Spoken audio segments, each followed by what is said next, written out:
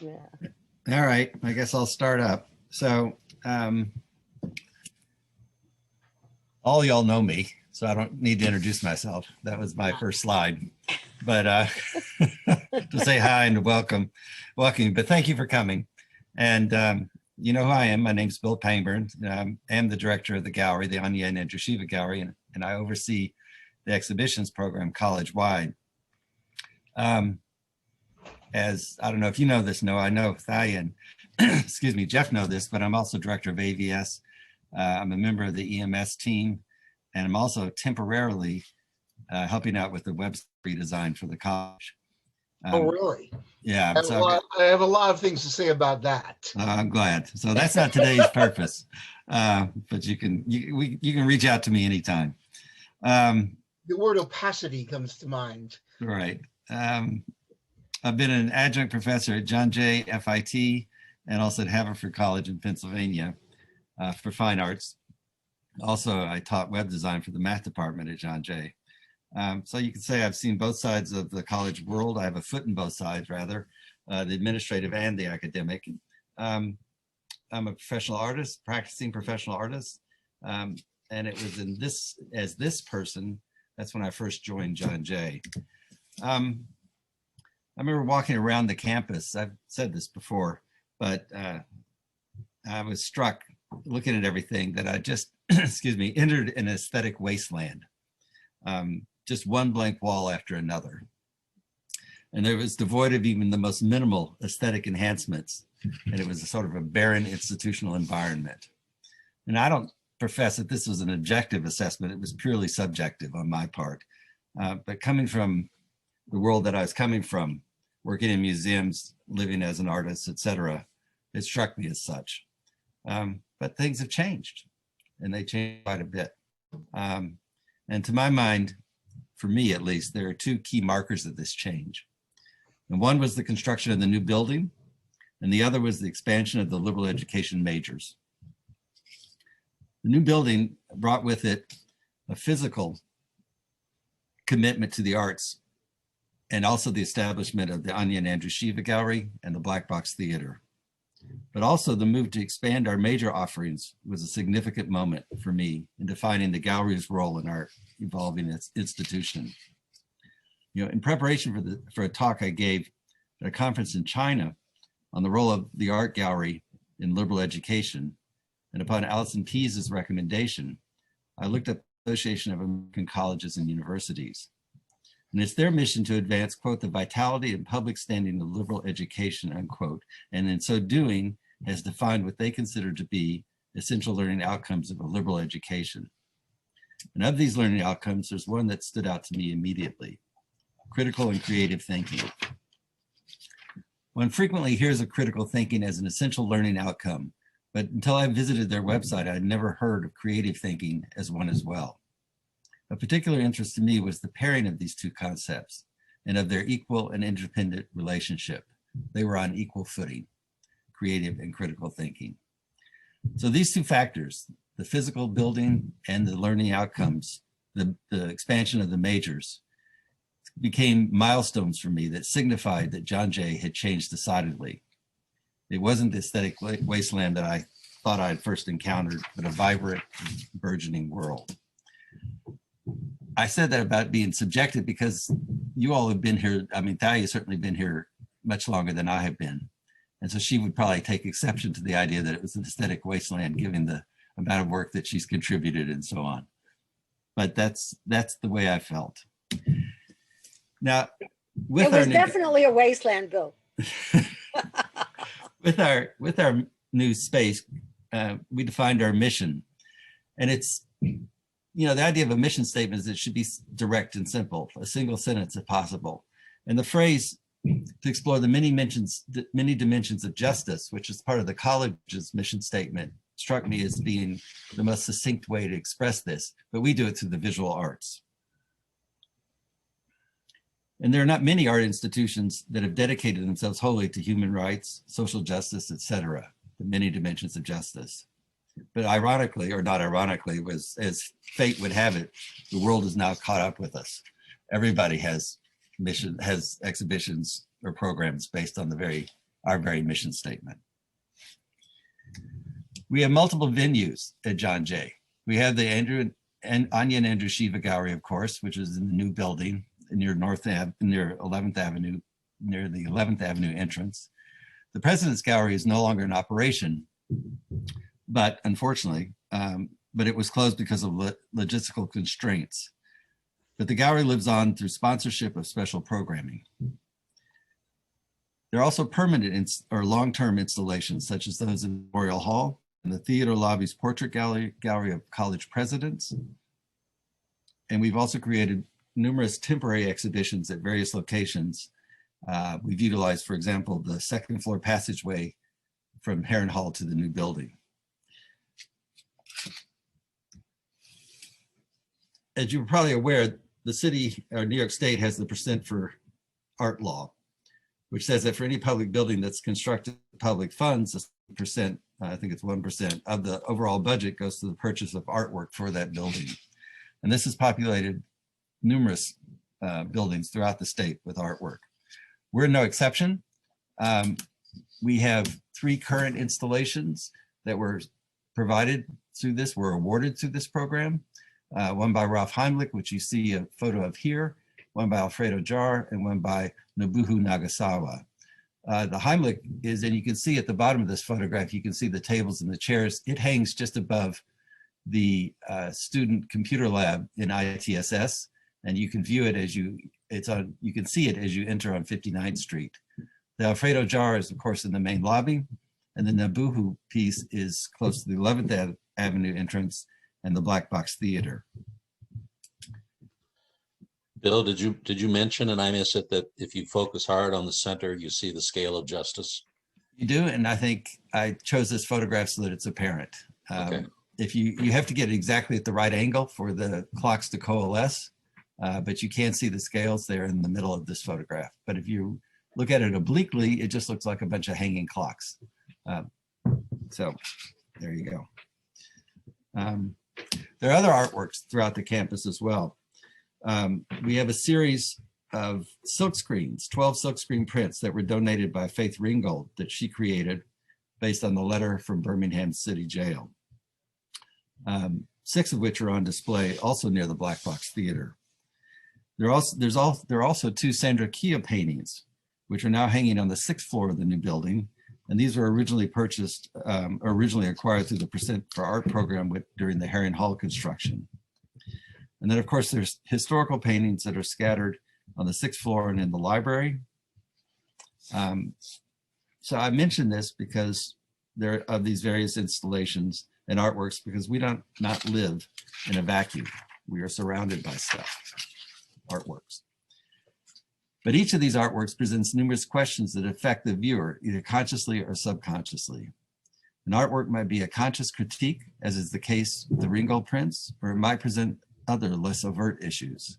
For example, the 9/11 memorial raises questions as to its presentation.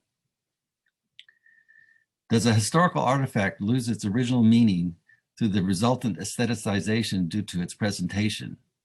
If so, what does this other meaning do? Does it enhance or compromise the meaning or the associations?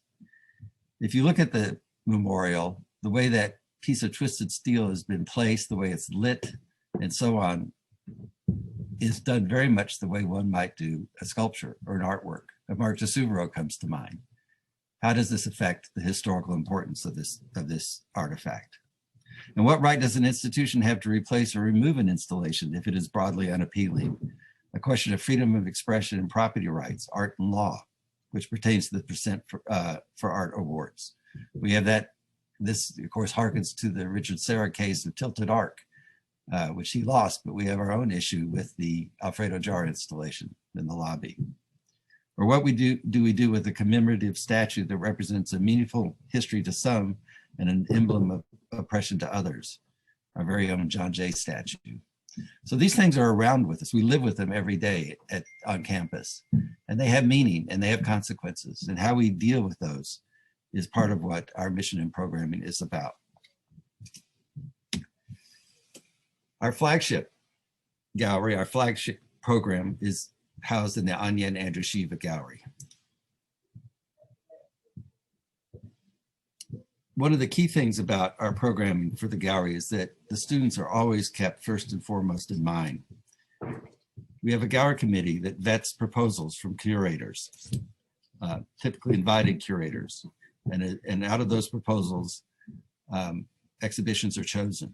But one of the key and the most important factors is whether or not this has relevance to our student body and to students and to education in general. About the gallery itself, it's a 4,000 square foot space, roughly. We've had 29 exhibits since 2012. We've been in operation for 9 years, counting this year. We've had over 8,000 visitors and over 2,000 student attendees. And by that, I mean outside of these 2,000 student attendees are classes that have come to the gallery to have tours, etc.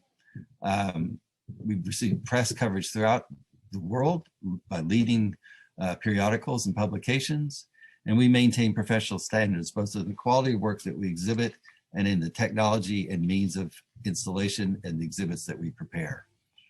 This photo I thought was nice because it's during an opening, but also this professor brought his class to the opening for them to see the show. He's a regular viewer and brings his classes to every show, which is quite a nice tradition.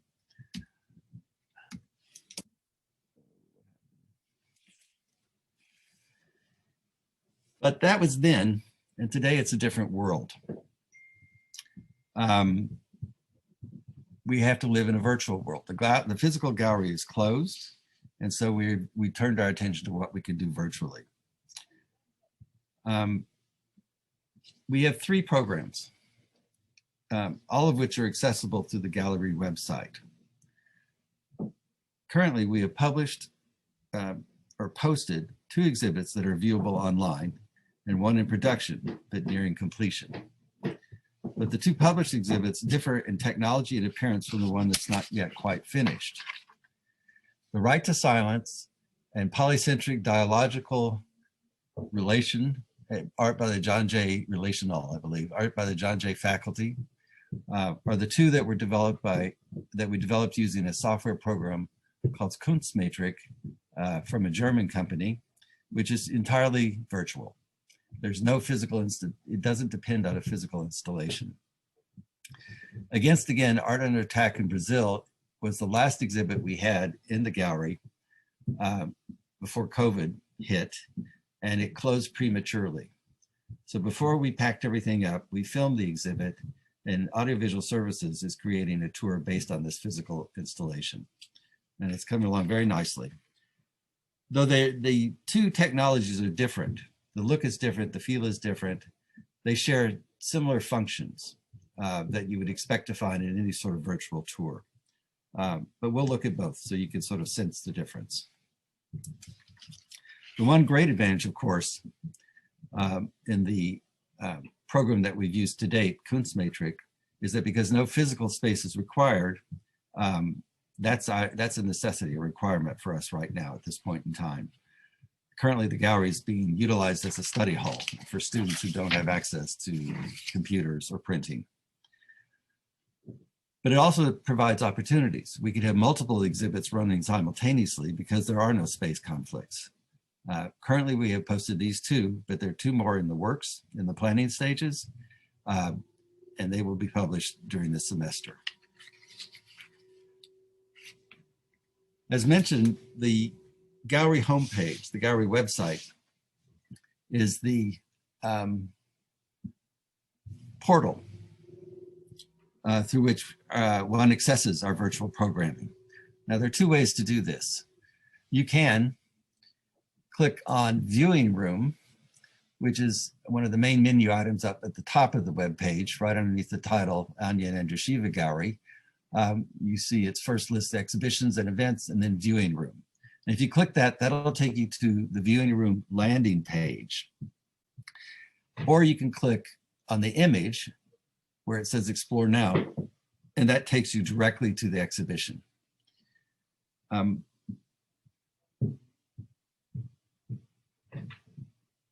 The difference is that if you click on Viewing Room, you'll go to that landing page where you can see the entire selection of virtual programs, virtual exhibitions that we have to offer.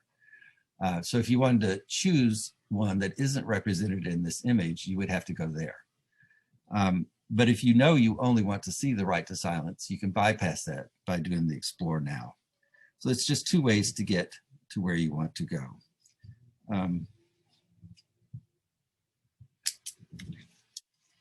This is not advancing for some reason. Okay, the other feature that we're offering as part of our virtual contribution to the campus is something that we've always had, which is an archive of past exhibits and events, which is also, it's listed to access this, it's listed right under exhibitions and events, that menu item. You hit the drop down and then you can pick this. And you can select from any one of the exhibits that we have posted to get additional information. This should be thought of as an archive. It could be useful for at any point throughout your tenure here at John Jay for your classroom instruction. And you can ask for additional information other than what's supplied here, images and so on, and we'll be glad to help you. So it should be thought of as a library resource, essentially. I think this is a nice feature and it has been utilized. For example, the Unheroic Act, which is in the lower row, the second from the left, the catalog is used extensively in classrooms throughout the country. And there's a symposium that we have recorded and is online. It's on YouTube actually, but we have the link to it. We have it hosted on YouTube. Is often used also for research and classroom instruction.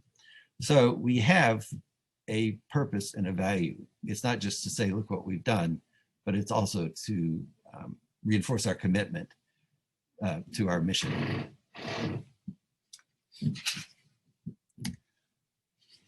Why is this doing this? Okay. As I mentioned, the website is the gateway to these resources.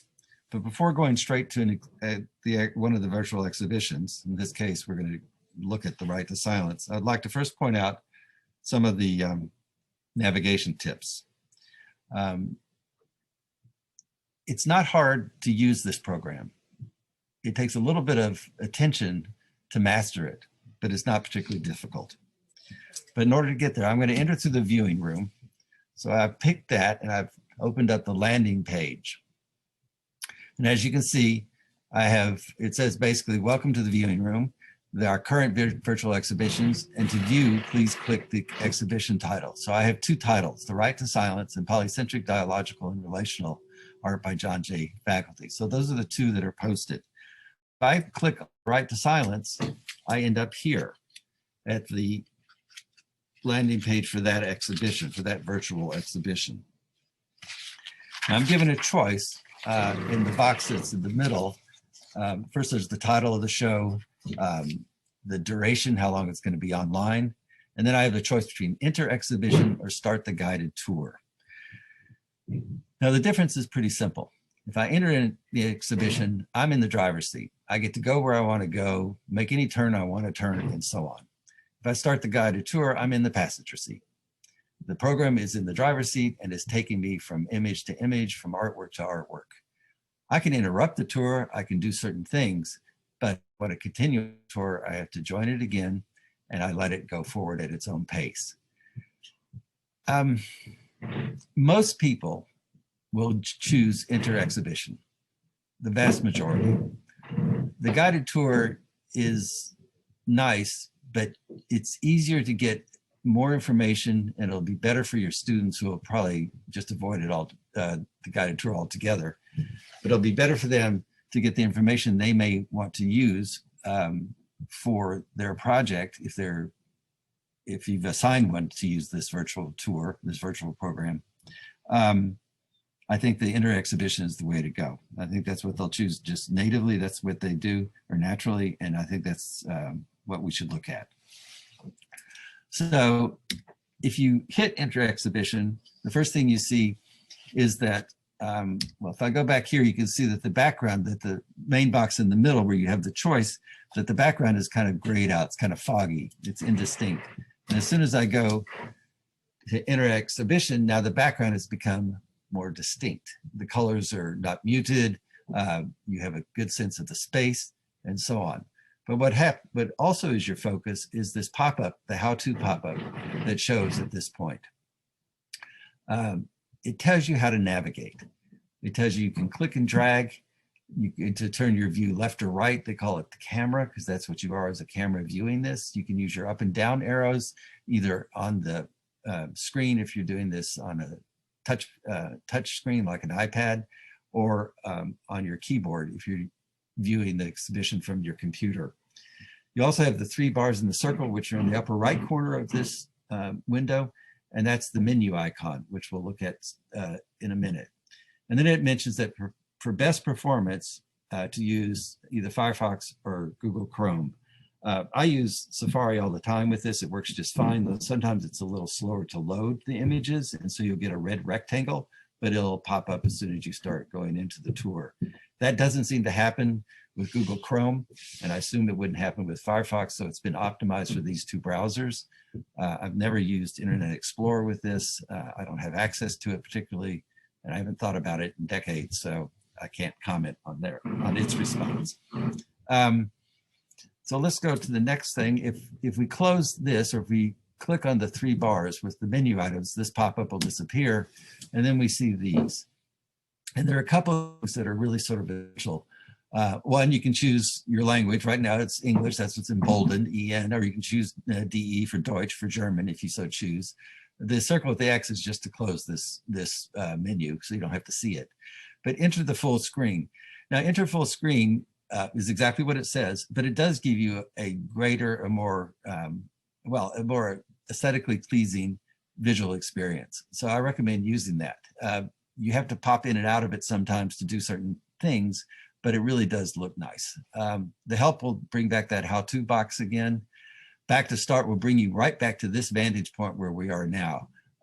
As you can see, this is the position where it first opens. So if you get somewhere and you don't know where you are and you want to start over, you just hit back to hit the 3 bars to open up this menu, and then you just hit back to start and it bounces you right back to here.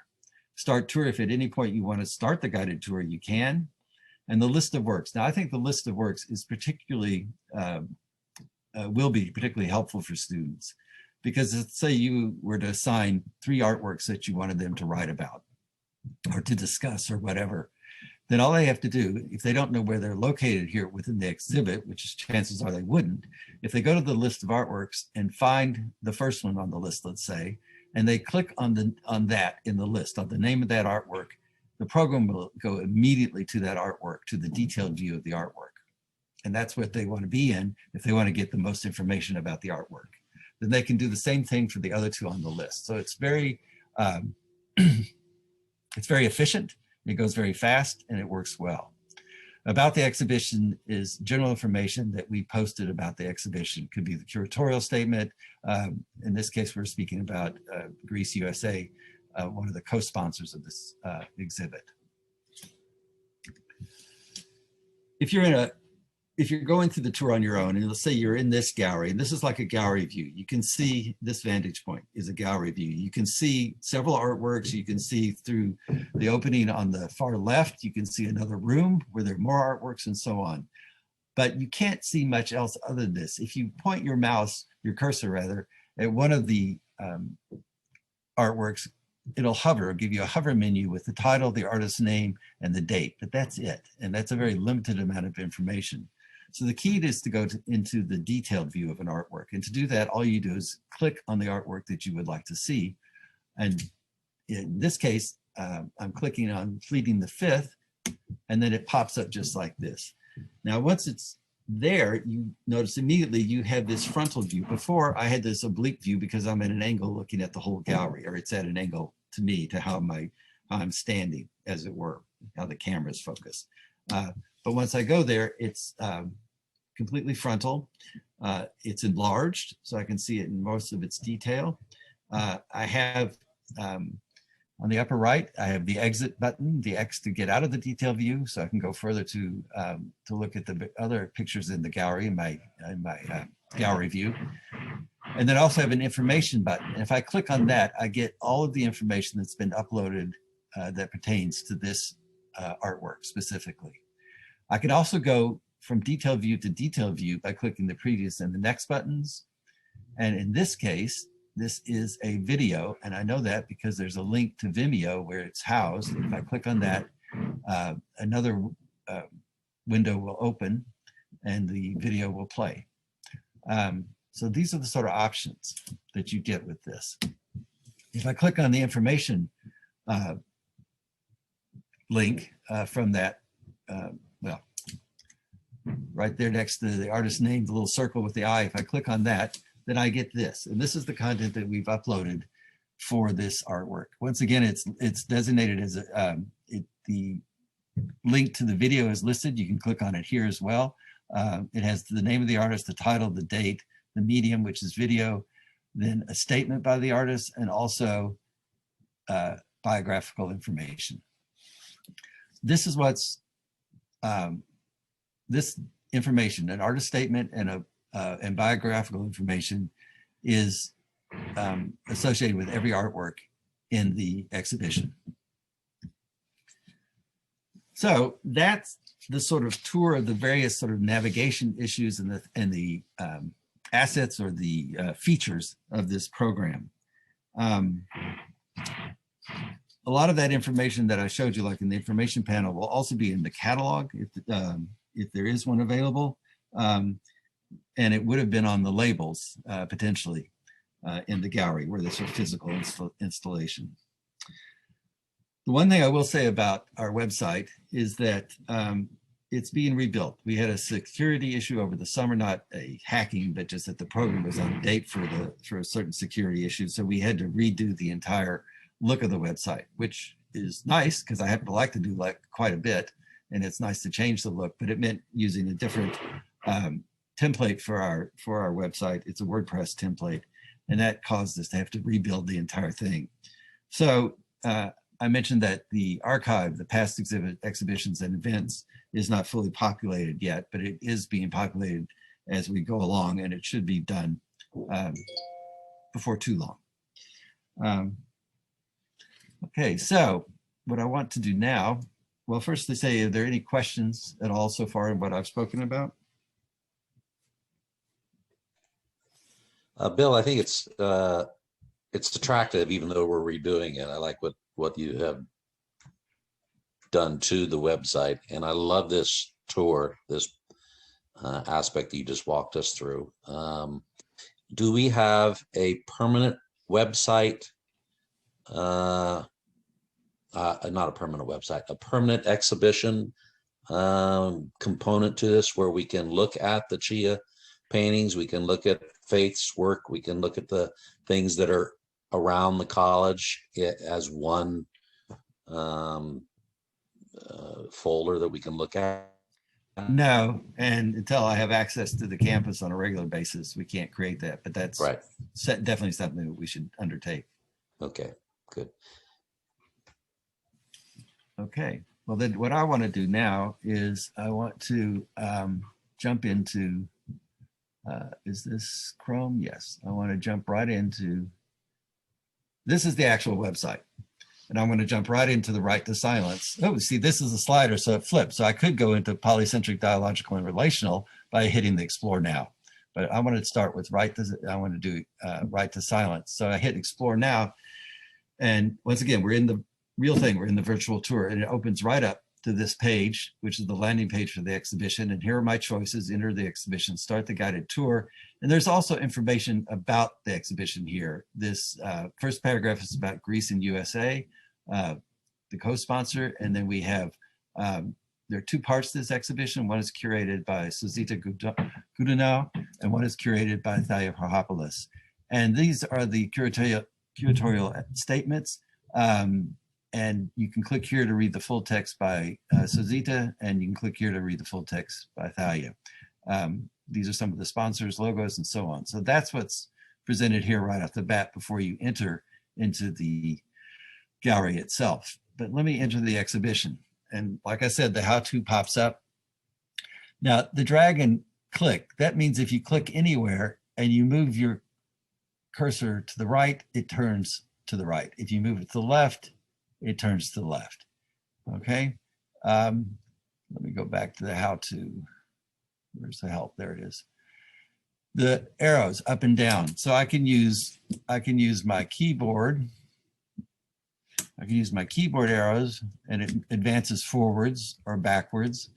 And I can also click on these to go forwards and backwards. And if you hold it down, it moves quite rapidly.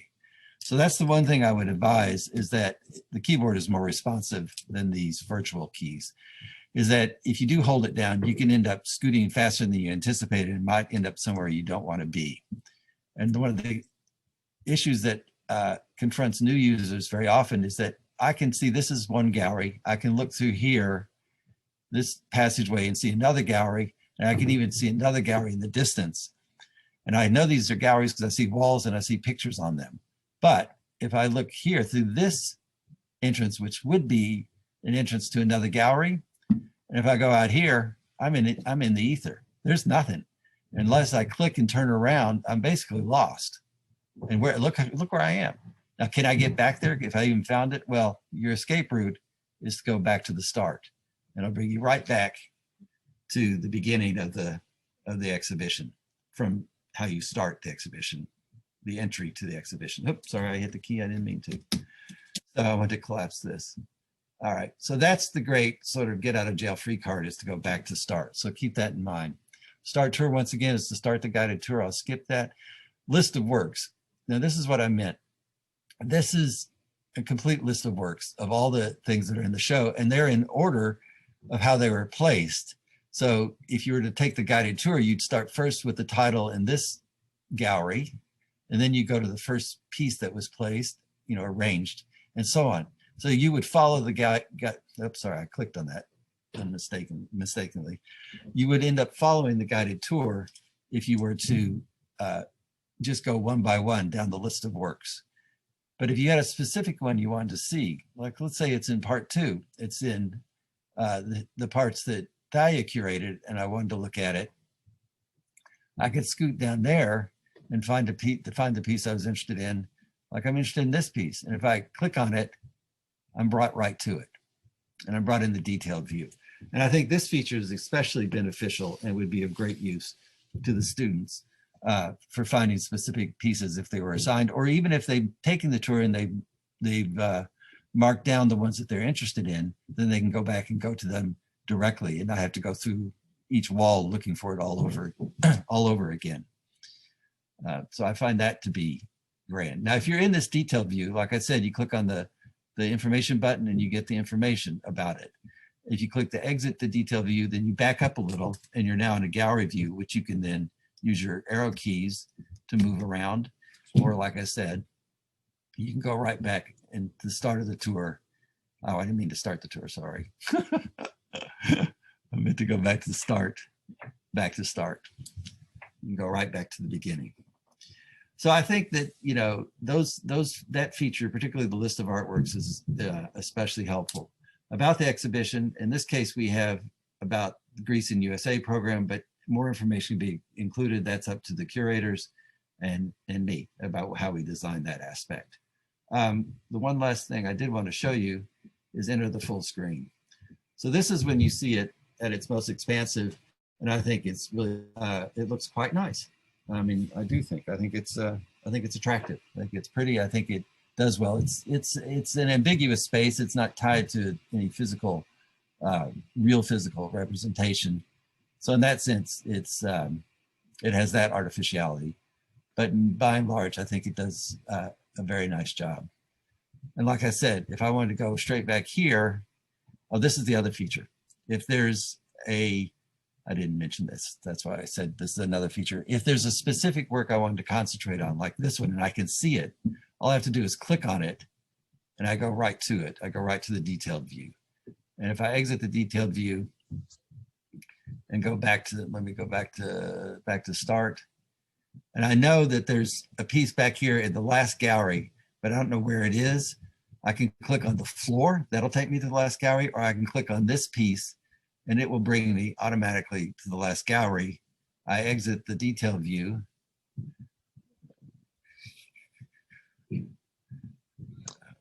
So Bill, you know that I'm computer challenged and I've never written one character of computer code. but Right. you're pretty smart. Is there a reason why the program can't keep you from going to the ether? Just won't allow you to go into a space that has nothing in it and get lost, or just direct you back into this actual space you're supposed to be in? I don't think there is anything that'll protect you from doing that. You know, if that's what you mean. Nothing that I've found. Okay. The program only allows for 3 galleries, but you can join them wherever there's an opening and they can connect. You can't have like 6 galleries, which I thought at first that you could, but you can't. So at this point, you can only have 3 connected galleries. So, you know, I don't know what to say about that. So that one space which is ether could be another gallery. Yes, it could have connected there instead of where it connected. Got it. Okay. Okay, but we wanted this gallery first and then to go into the 2 galleries that Talia curated to be the 2nd and 3rd galleries. What else? Well, in this view, before you leave, in this view, there's something on the floor. Right. Is that, what is that? This is unusual. So normally you wouldn't find, and this is part limitation and part limitation of the program. Normally you wouldn't find anything on the floor unless it were an object that is intended to be on the floor. But what we're dealing with is 2-dimensional reproductions of 3-dimensional objects. Even if they are paintings, they're still a 3-dimensional object. But you could have a sculpture which could be placed on the floor. That's what this spot is intended for.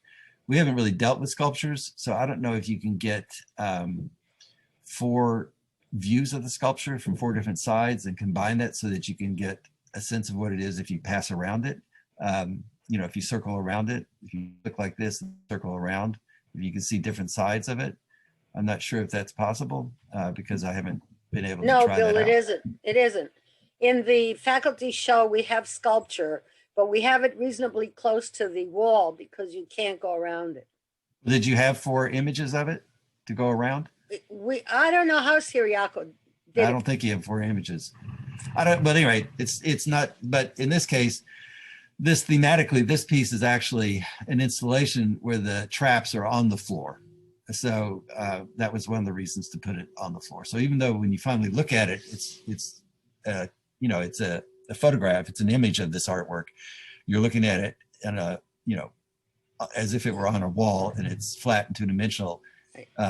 In reality, it is something that's on the floor. So that's why the curator thought it could be on the floor. Now, you know, Bill, you know that if the artist sends us 3D images, we can do it. Right, right. So I wanted to show you one thing,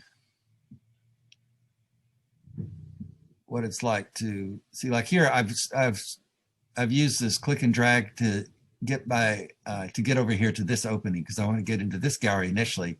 Now I can click on the floor and I'm right there in this gallery, and I can continue to click and drag. I want to get back into this gallery. This is all because I know where the pieces I'm trying to find. If you didn't know, you wouldn't be able to do this as efficiently. So now I'm here in this gallery, but where I need to be is over here. And really where I need to be is right behind where I am now. So I'm going to click all the way over here and circle, turn myself all the way around because I want to be here. And the reason why I want to be here is because I want to show you how the video works. Now, this is a video of a sculpture that was created by Ho-Yoon Shin, who's an artist from South Korea, who's a terrific artist and who I was once roommates with for a few weeks. So I know him a little bit, even though I don't speak Korean and he doesn't really speak English. But he did wake me up one morning to tell me that Bin Laden is dead, because that was when Bin Laden was assassinated. He said, Bin Laden dead. He'd heard the news. Sofia, Bill? Yeah, in Bulgaria. Yeah, Sofia. So here's if you click on that link, it takes you to YouTube. So it opens another window in your browser, and it takes you directly to the YouTube, to this video, so you can see it. The pieces he makes are made out of paper. He cuts them all, and so if you look at them from one angle, they look solid and as if they're made out of anything, wood, marble, whatever, metal. But if you look at them straight on like this, they become just like these lines, these vertical lines, because they are open on the inside. An interesting, see like that. A fascinating technique that he's developed, and also has issues of, to my mind at least, speak to Copyright. issues of the void and eternity and so on. Oh, Well, that's over, and what YouTube does, it takes you to another video that isn't necessarily related. So then you just close it out. If the one between all of us, if we had a Vimeo account, we could curate this better, but that costs money. We've applied for a grant for that. Hopefully we'll get it, because then it'll be a more professional representation than putting it on YouTube, which automatically takes you to the next video that they want you to look at. So at any rate, but that's what you can do from the detailed view, is by clicking on that link. Okay, so I think that pretty much covers this. Are there any more questions about this program at all? Okay, then what I want to do is move on to, I'm going to close that, and I'm going to, where is my Safari? This is the video tour that developed by Audiovisual Services of Against Again, Art Under Attack in Brazil. And this was the last show we had before we had to close for the pandemic, as I mentioned. So this was filmed as an entrance. Here you have the navigation arrows. So, and that takes this, and you can see you can go backwards and forwards. So this is what you click, but that's how you do your navigation. This is a call out. So if you click on this, then you get an image that we have of this artwork with the description. We're going to add to this with some of the text from the labels, which we don't have yet. We've requested that from the curator. But you can see it's a very different experience, because it's not this artificial abstract environment. It's photographed based on the actual installation in the gallery. This was our first go with it, and I think it's turned out quite well. There's things we're talking about, lighting and all that sort of stuff. So as we go forwards, we'll create these tours. The plan, at least, is create these tours. So we'll have this sort of visual record of the exhibition. There you can see this is, you know, a good quality photograph of this artwork, and so on. And you can go in, and there's just, you can walk your way around this. This circular thing is a hub, which means if you click on that, you will get a selection of 4 pieces. You could also focus on individually. This will be replaced with a process photo that isn't yellow, and that'll give you the information. And then you can move forwards back to here and continue. A video, oh, which is which? I think this is on Vimeo. Is this one on Vimeo? I think this one's on Vimeo. So AVS has a Vimeo account. So for right now, this was posted to test it out. And this is an embedded video, which means it doesn't link to another website. It doesn't go to YouTube or to Vimeo. It plays right here within the virtual tour. One of the limitations of the Kunstmatrix program, which is of course the program we were just looking at, is that they only recommend that you embed 3 to 4 videos, because it slows down load time so much. Since we will be hosting these tours on our own equipment, we can then figure out how much load time is affected by embedded videos, or if we have to have a link to an outside site like Vimeo or YouTube. We had over 20 videos in the Right to Silence show, so there was little point in testing that out based on their recommendations. Let's see, this other link is, this is the Vimeo link. Okay. So, but it's embedded, so it's a very different experience.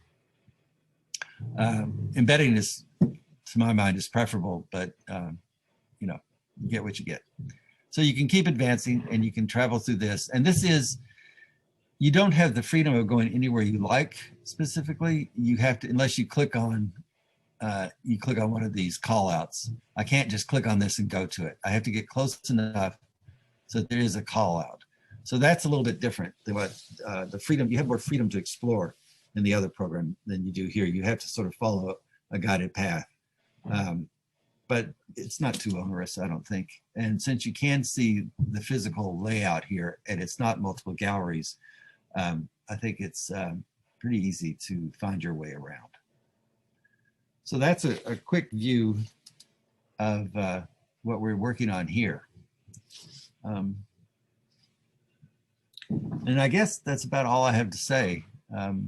But I hope that for any of you that have interest, you'll be able to take advantage of what we could offer and the programming that we can do and make it virtual. So thank you. If you have any other questions, please. No, great job though. Thank you, Bill. Great. Thank you, Bill. Thank you. I enjoyed this very much. I'm glad. I did too. Just a thought. Having performed in the gallery, as would be obvious, I would think of how might this be usable for, say, some sort of multimedia performance, virtual performance scenarios. So, say, Well, combining video with, say multiple image feed and video of performance, that sort of thing. Yeah, we can do that already. We've we done can do that. it. Yeah, we've done it through live stream. We can stream it live. We can combine it through Slide Dog. We can combine imagery and also the music performance. We can record it all and then have it on the website to keep. Right. So that wouldn't really use these programs. It would use other technologies, but we have those in place. So we can do that going forwards. Mhm. Once we're back in person. I guess if you were trying to do it not in person, Well, that would be the thought, Yeah. until, say, next fall. When that would be a live streaming issue or a Zoom session. What we could do, I'd have to see what our options are. or combining with say YouTube or Vimeo. Yeah, we have to see what could be done, but that will require presumably that whatever setup is needed, audio setup, is done by you on your end. Of course. Yeah, we can't come in and do it for you. No. No, I'm working on properly setting up a digital audio workstation setup to go with video, Right, so I could expand my options. right. Be great. I would love to have, along with our exhibitions, to have, say, another screen of a performance, a music performance. Right. Well, we should think about this. I mean, as one of the how shall I say, outlets for the Mhm. department. I mean, the art and music. Yeah. I mean, how should it raise our profile? And I'm certainly very interested in this. I'm going to be having a number of virtual concerts. Actually, one of them I'm supposed to record tomorrow probably, and another one through the New Paltz library.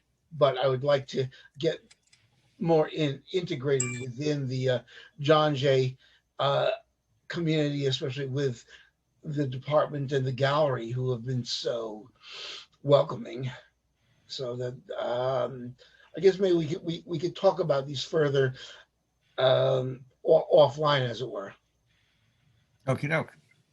But yeah, I mean, Thalia, Bill, let's talk about this. Let's keep in talk. I'll run some ideas by myself once I get my technology to behave itself. Yes, let me know when it's ready. Oh, you have my word on that. I mean, Okay. this would be a lot of fun. Yeah, would be. Yeah, It Yeah. would be really a lot of fun. great. Well, thank you, Bill. Oh, thank you all for coming. Thank you, Yes. dear. Yes, Stay safe, everybody. yes, good seeing you. all. Thank you, Jeffrey. All right, take care, Talia. Okay. Thanks, Bill. All right.